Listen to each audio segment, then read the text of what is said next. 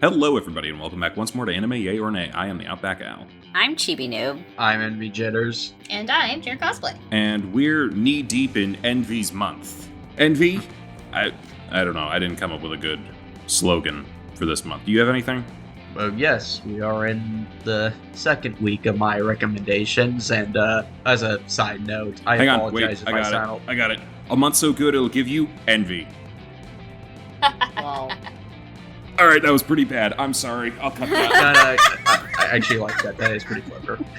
But anyway, I apologize in advance if I sound a little congested. As of the time of us recording, I have an illness, so, bear with me on that. But this week we're watching Dr. Stone, a anime that's based on a manga that was in Shonen Jump from 2017 to 2022. And as of the time of this episode coming out, its final season will be airing in April. So, yeah, it's quite fitting then that we're talking about the anime, its first 3 episodes, right when the anime is about to end this year. And it's about a Senku. He's an uber genius in high school, has a best friend named Taiju. Taiju, I'm sorry. And, he's a lovable idiot. He's about to confess to his love when all of a sudden the whole world petrifies. Just everyone turns to stone, hence the title, Dr. Stone. Over 3,700 years later, Senku miraculously is freed from his stone prison, and he was conscious the entire time. So he literally counted down the hours, minutes, and seconds just to determine how long he was petrified. Yeah, he's that kind of insane, to put it lightly, or ADHD, one of the two. I feel like every character in here is sort of like the Danganronpa joke of like ultimate high school insert character archetype here. Yeah. But anyway, after he, gets situated, he realizes that I'm brains, but I'm not brawn. So that's why he decides to find a way to revive Taiju.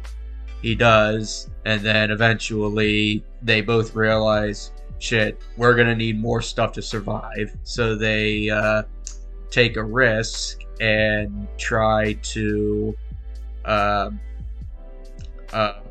they got chased down by lions, and then they found this guy who was like a super duper fighter man, and they're like, hey, we'll revive super duper fighter man because he can fight the lions. But turns out he's not so good of a guy. Well, no, Tsukaka's crazy, and he basically comes to the realization the old world sucked because it was too modern. Therefore, I'm going to rule this new stone world with an iron fist, and I'm going to decide who's worthy of being revived in this world. Whereas Senku, he's still a good guy, and he's like, listen, we need to revive all of humanity. And so Tenku and Taiju realize, shit, we can't beat this guy in a fist fight because we'll get our asses kicked. So therefore, what does society need to do in order to win? That's right, guns. And so episode 3 basically ends with them trying to find out how to make gunpowder to make guns. Yep. Who's seen this before? Because I've seen at least 2 seasons of this show, because it's a good-ass show. Oh, you have seen. I thought me and Yen were the only one that seen this show. I forget whether... It might have been off your recommendation. I don't know if Yin first watched it with me or if they'd watched it before, but I know I did watch it with them. And I do remember Senku because you beat me on the brains category for the zombie survival team thing years ago. So I was like, that's right, I do remember that. I'm going to have to check this guy out. And he does live up to the hype. You made a good call. Yeah. Chibi, Cece, did you guys see this before, or is this your first time? First time. What did you guys think? I'm gonna be kind of honest. It's okay. I'm honestly kind of deeply underwhelmed. I was hoping for more science. I will say there is a lot more science because later on they discover a village of people that weren't affected by the petrification beam, which they'll explain later. And they definitely go way into science where they not reverse engineer, but they basically come up with modern technology, or at least Stone Age or Industrial Age technology, and it's very fascinating how they explain how things work in a way that's not only easy to understand, but actually makes you feel like, oh, eureka, this actually makes sense. I'd never learned this in actual school. I like to point out that these episodes all include a little, like, disclaimer after the credits where it's like, hey, all of this is true. Do not attempt this at home. A lot of it can be dangerous and or illegal. Which is like, you know it's good if they have to warn you about it. Like, this is done by professionals. Do not attempt this at home. I miss when I used to see those disclaimers on TV. And I guess maybe it's the tone that I'm not really sitting with. Well, I don't know. I guess I was just thinking it would come off a little bit different. Also, no offense, but the first 3 episodes are kind of a slog. It just felt like, okay, can we get to the fucking point? I hear you on that. But to be fair, I feel like that also reflects a lot of how civilizations are built. The first part is very slow, but then technology jumps on a J-curve, which, as you will see later, if you were to continue this, they do science really hard, really fast as they get going. I understand that. However, and I get that the point is to rebuild civilization, but I think there are too many disparate elements here for me that it's just making it kind of meh. That's fair. But that is simply a taste thing. That is a me thing. What about you, Cece? What did you think? I hated this. Oh! All right, go off. I did not like this show. And most of it is because the main dude is like... Which main dude? Because Taiju came off as the main dude for at least 2 episodes. No, he's our introductory character. Very similar to a sort of Watson-esque character to Senku's Sherlock. That's fair. Yeah, Spring Onion Boy. Senku, yeah. Super Saiyan Green.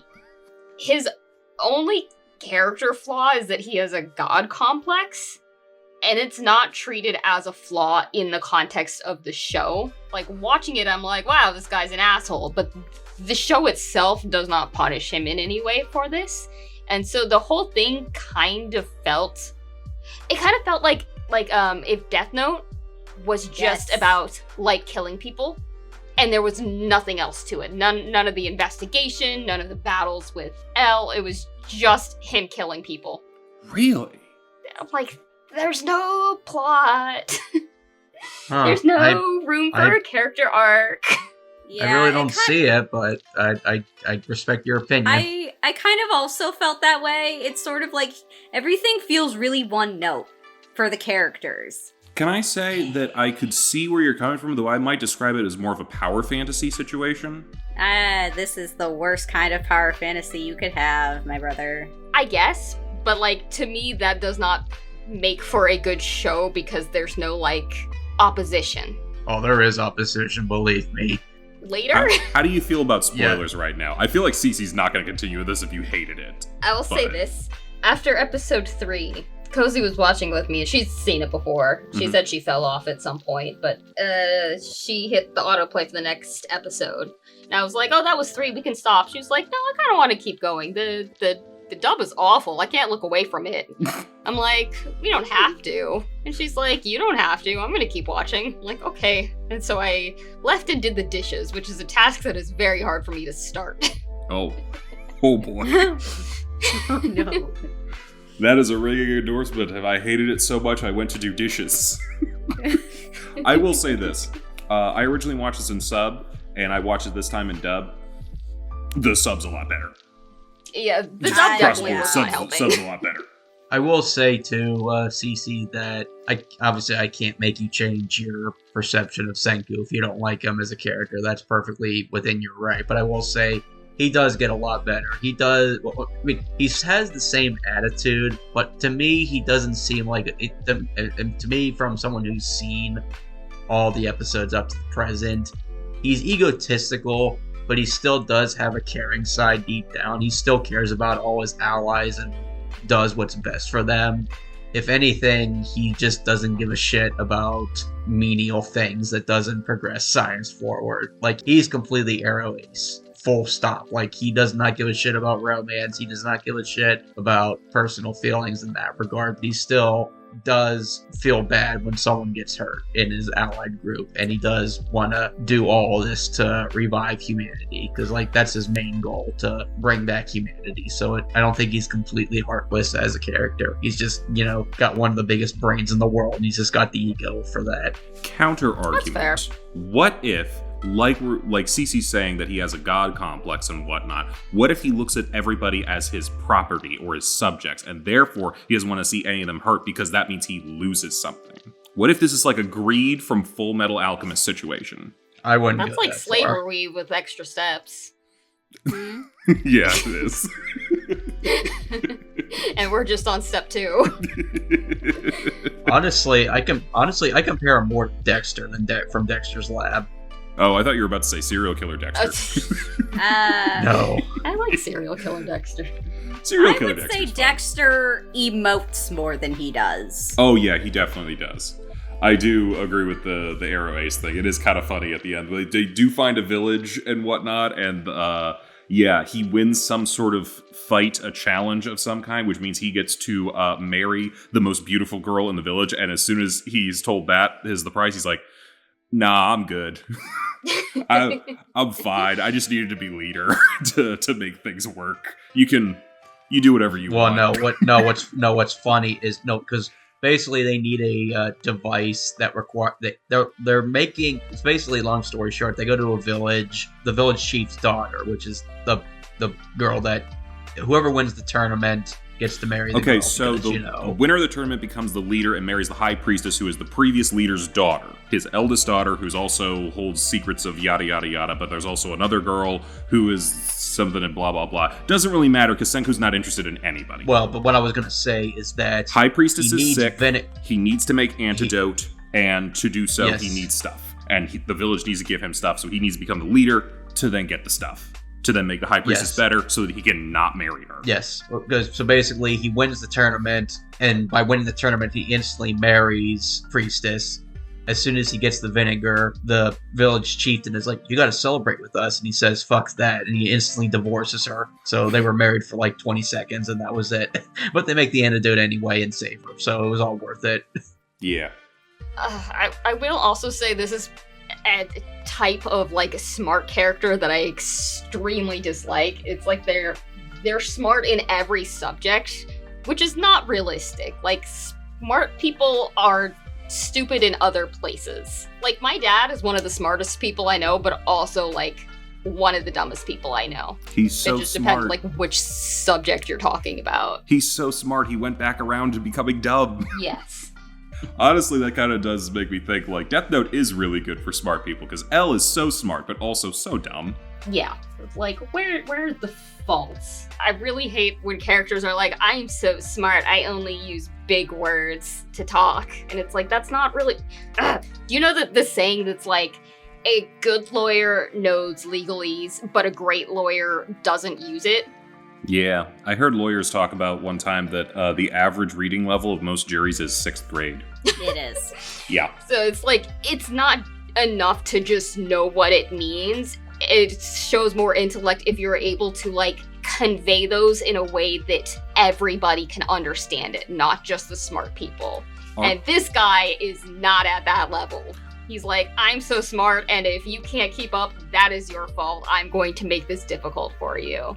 And I hate that. I would argue that what you're talking about is the skills of a good teacher, which he is definitely not. No. Sure. I don't know. I usually had fun watching him just do the science stuff and kind of be an ass about it. It is a little bit fun here and there, especially depending on who he's being an ass to, because I'm going to be honest with you. There's some characters later on where it's like, okay, you need to be taken down a peg. This was fun. I will say, too, that I can totally understand. I forget who said something about the tone earlier.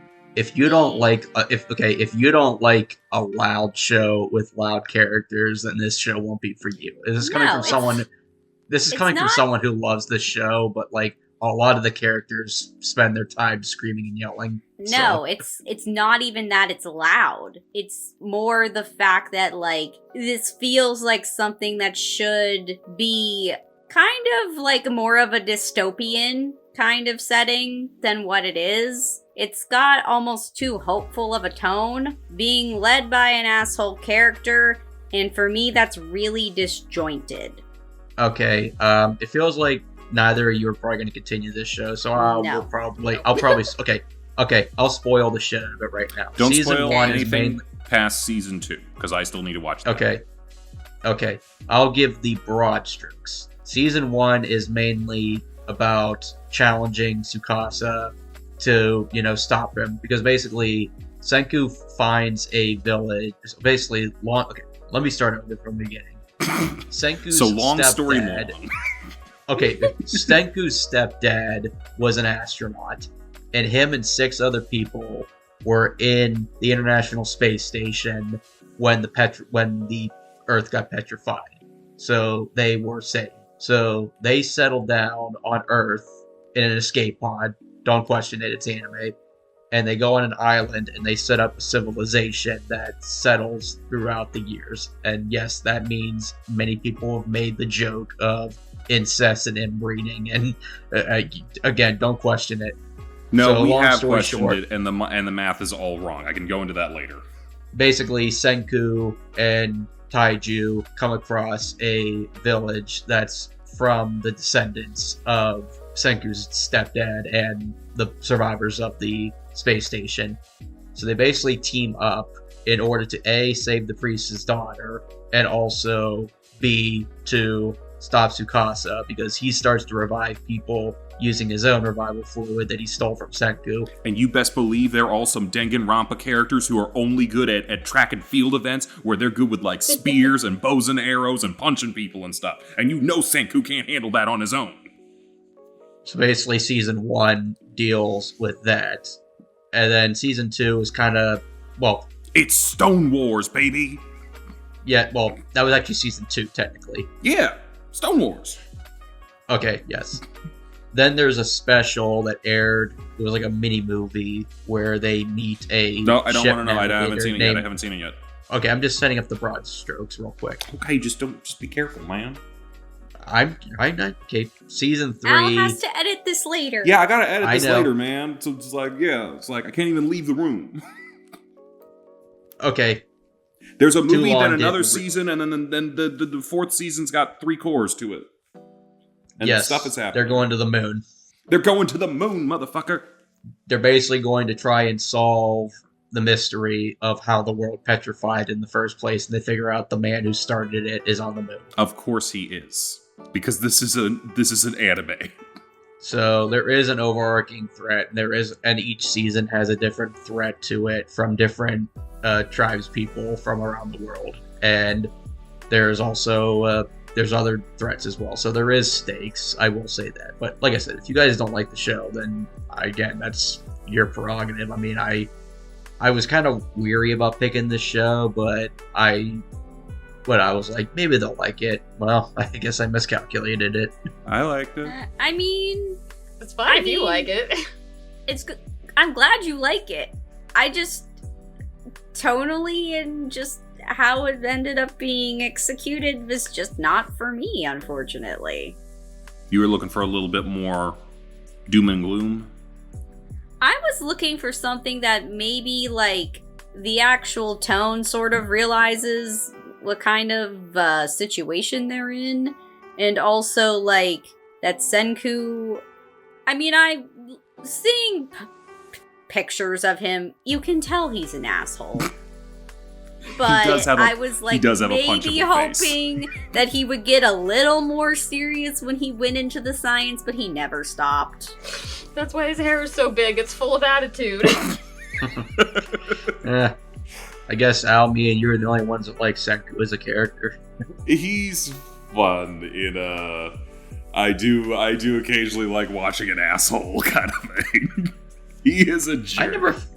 I never found him that big of a jerk personally. He is a jerk. He is a know-it-all. But to be fair, he actually has the know-how to back up being a know-it-all, which helps a little bit. Well, for all the anime that I've seen over the years, I've seen way jerkier know-it-all characters. Oh yeah, are they normally not the main character?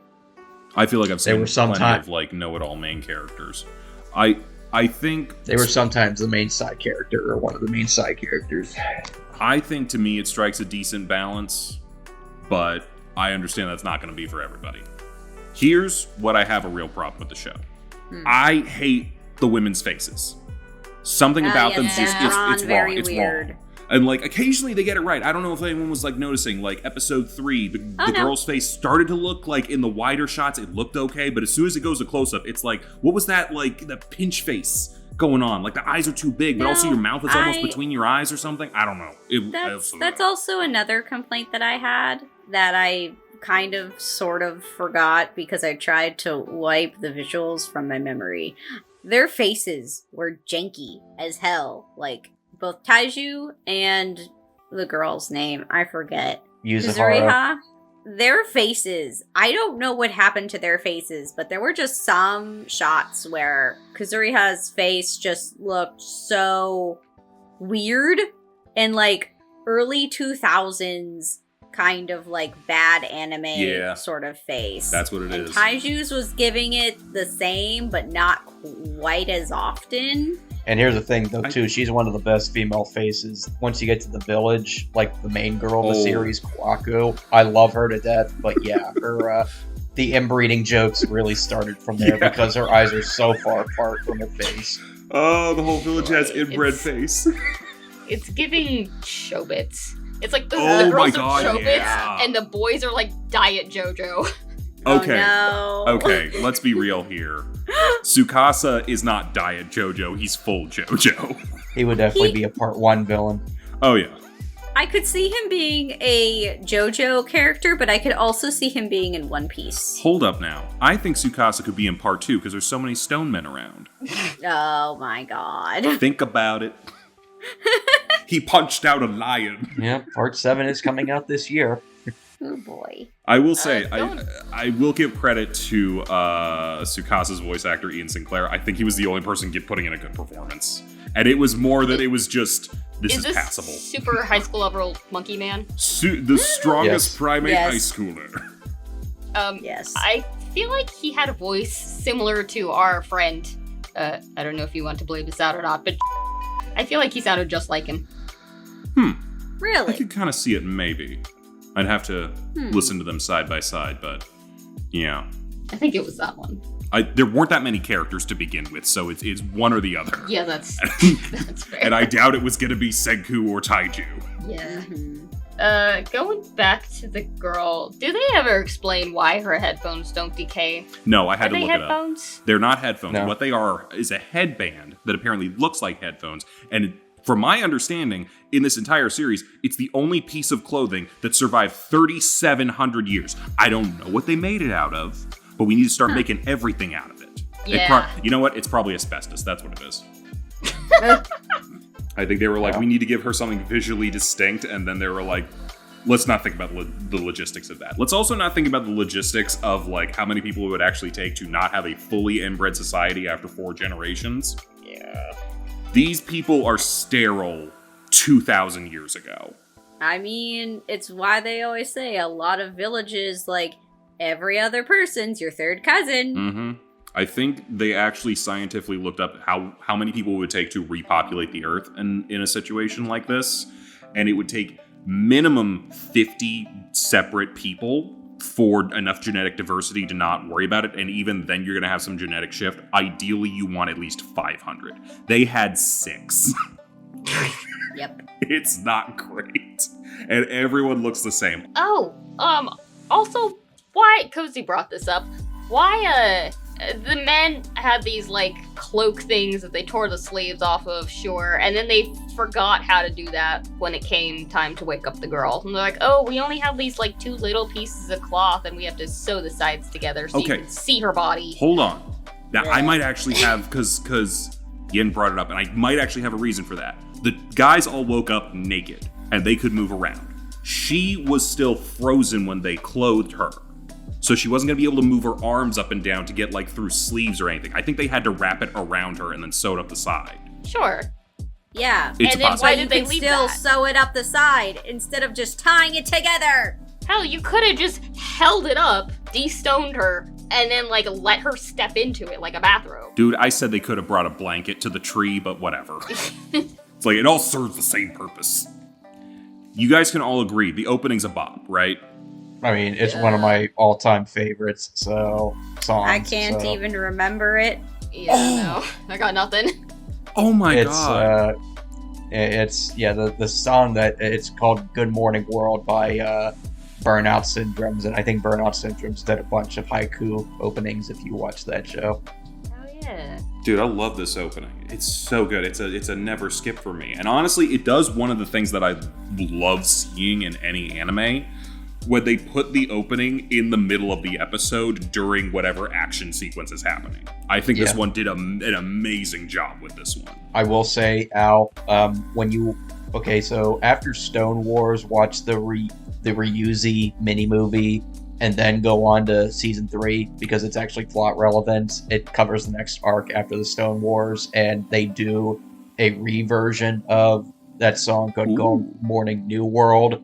I think it's even better than the original version. That's a high bar you're setting for me, my guy. That's a high bar. I was gonna definitely do it all in order, though. Like, I feel like a lot of things anymore are doing like, hey, our movies are actually canon and aren't skippable, so... Well, it was a TV movie. It wasn't even a theatrical movie. It was a 50-minute It doesn't TV matter. special, It's always like, this is relevant. It's always relevant. It's not like the days of the old Dragon Ball Z and other shonen-type movies where it's like, this is... We are never going to talk about what happened here ever again. I kind of miss it a little bit because it's like, okay, let's just have a fun little story that we're never going to have to worry about. But it's also like, no, it's good to have relevancy. You know what's funny about that? This is a tangent, but you know how My Hero Academia just ended? Yeah. The author actually put characters from all the movies as background characters in the manga, and then later was in the anime, basically to say, see, they count. The movies counted. Well, good for those characters. They're still getting work.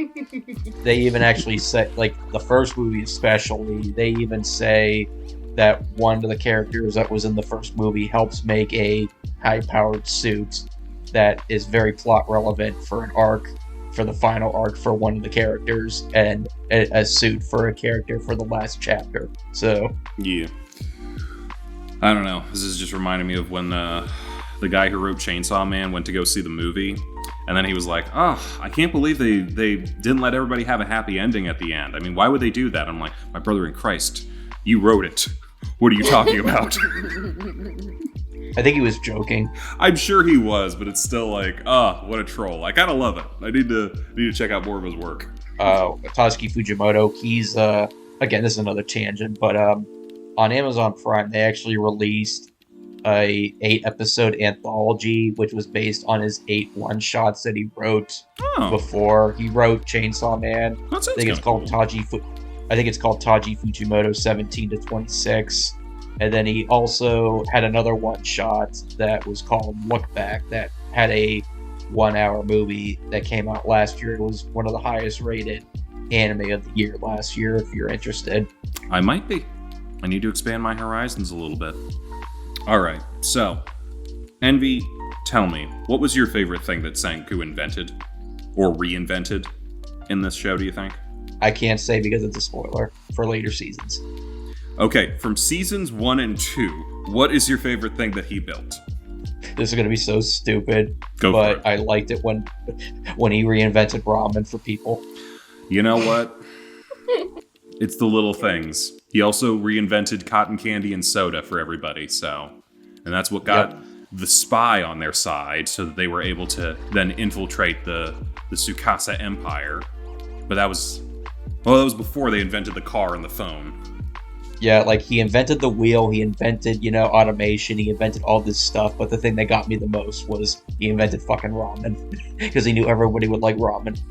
I will say, one of the characters I do like is the old man, who's like the craftsman, and then they suddenly teach him, like, hey, we got some new things. We're not very good at it, though. He's like, I'll be good at it, and he's suddenly super jacked. Yes, he's one of my favorite side characters. I gotta be real, guys, I know it's a slow start, but I think later on you guys might like this show a little bit more.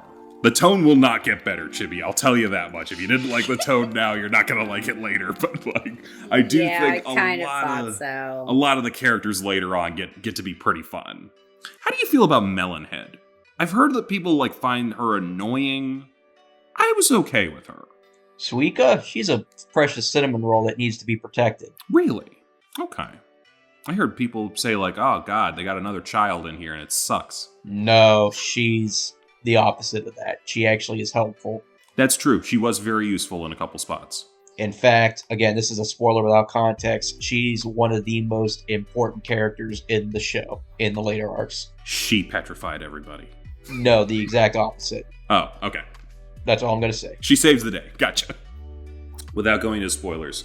Next arc I'm looking into is Pirate Captain. Am I right? Yes, that's the Ruzi arc, which is the mini movie. All right, looking forward to that. Can't wait to see what this world has involved with an eccentric pirate captain. Oh, I feel like they decided we're not going to unpetrify any normal people. Everyone's a fucking weirdo. Well, they needed him because like he's the best navigator in the world, so that's why they wanted to use him. At a certain point, it starts giving One Piece a little bit. Actually, to be fair, that's every shonen. We're just going to get a collection of weirdos, and we're all going to be working together with the power of friendship and our asshole leader. Well, you know, it's funny. I actually looked up while we were talking, I actually looked up the author. He made I Shield 21 before this show. Interesting. Oh. Yep. I'd much rather watch that. We might have to have a sports tournament at some point, if that's the case. Hell yeah. I am more than happy to rewatch it. I mean, did I Shield 21 have a lot of eccentric characters? It had so many eccentric characters, but the tone was just right. Yeah, the one football guy, he just constantly has a million different giant-ass guns on him. Yep. He's American, isn't And he? is super American. He's not, but I think he wants to be. Oh god, he's one of those, what did we call them? The reverse weebs? Yeah. Yeah. Oh, there's a Like word All for Might. him. Alright. Anyone else I got any? Whoa. Yeah, I mean this sarcastically, I liked when he was like, you and me, we're Adam and Eve. And then only a few minutes later, he was like, there are 4 uses for limestone. Did I say 4? I meant 3. I'm like, woo, yes, gaslight, gatekeep, girl boss. You're inventing sin. That is why you're Eve. I did write down 2 actually positive things. I laughed out loud when at the beginning he said, I'm going to survive even if it kills me. I thought that was very funny. I gotta be real. That's the vibe of the show. That's the spirit. You gotta survive, even if it kills you. And I liked the Zubat cameo. Yeah. A couple other notes I have. This bitch is supposed to be the smartest man alive, and he can't remember the conservation of energy? Like, everybody knows that. I'm sure if you ask a random person on the street what E equals, they can finish it. They might not know what the letters stand for, but they can definitely remember it. He had to write it down on his jacket, because he can't remember it, bitch. No, I think it's more of that's his inspiration to keep going. That's like his, that's his logo. I'm so smart. I write equations on my jacket. I'm so quirky. I'm not like the other girls. Okay, to be fair. Sure. I'm sorry, I'm shredding this. No, that is absolutely Senku. And then when he was like, this rock is a miracle, you can call it Dr. Stone, I was like, oh, that's the name of the show. No, Does that mean we get to... It wasn't a rock, he was talking about soap. It is soap. He was talking about the lime. The lime, which you mix with oil from the seaweed to make soap. It's a little lump, and this is gonna be, since we don't have any medicine, we gotta keep ourselves clean. This is our Dr. Stone. It's soap. Yes. It's a soap. Yeah.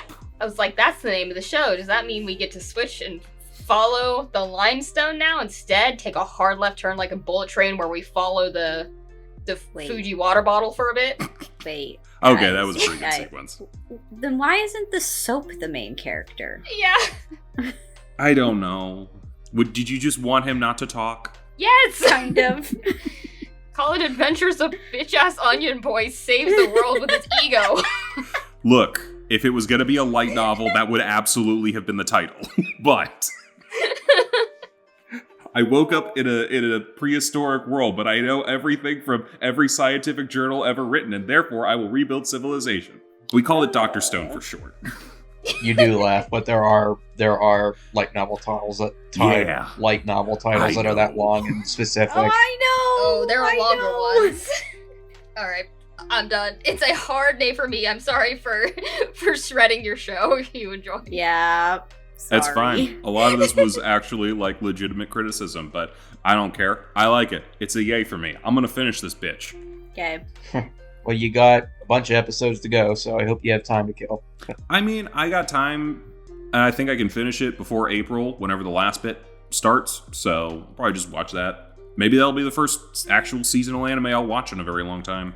Yeah, I mean, like I said, I never want to bash people for what they say about a show. I've watched shows that people have recommended that I didn't like, so it's just a matter of personal opinion. And yeah, like I said, yeah, I recommended the show, and it's a yay for me. But I also understand too that it is a very tough sell, not just because of the characters, because of the tone and the humor. It worked for me, but I can imagine it not working for everybody. Yeah, I would say this didn't really work for me. Again, I was hoping for something a little bit different. I was hoping to be drawn in, but unfortunately, all of the elements of this just kind of had me kind of just going, eh. So I'm giving it a meh. I'm thinking back a long time ago when we did try to do seasonal anime. I remember we watched Ascendance of a Bookworm. We did. Yes. Should I go back and give that another shot? It has a very similar premise. As someone who's seen all 3 seasons, it is a slow burn, but it's one of those shows where if I tell you how it started and how it ended, you're probably thinking, whoa, that escalated quickly. It's But magic, then if isn't you it? watch it, well, They get magic, don't they? there's always been magic in the world. It's just a matter of how you get from one point to the other. Like how season 1 started is very different from how season 3 ended. And season 4, I think, is coming out this year, I want to say. So to me, I think the slow burn is worth it. But again, that's up to you. Well, apparently this show's going to have a lot of escalation. Apparently we're going to the moon. Yes, we are. Interesting. So what's next week? Steins Gate Zero. Steins Gate Zero? Tell us about it. Okay! I want you to go in as blind as possible. Oh, I could never be more blind than I already am. At least I hope, otherwise I actually will be legally blind. I really got to go see a doctor at some point. Anywho, Steins Gate Zero, and then we're going to do a thing at the end of the month and then talk about whatever the next month is. And yeah, we'll see if anyone else is going to get a recommendation month coming up. Alrighty. Bye-bye, everybody. Bye. Hey, thanks for watching, and if you haven't already, be sure to subscribe and ring the bell icon for notifications. If you enjoy this video, give us a like, and if you haven't already, check out some of our previous episodes, our daily gaming videos, or our parody series Madoka Magically Abridged. See you next time!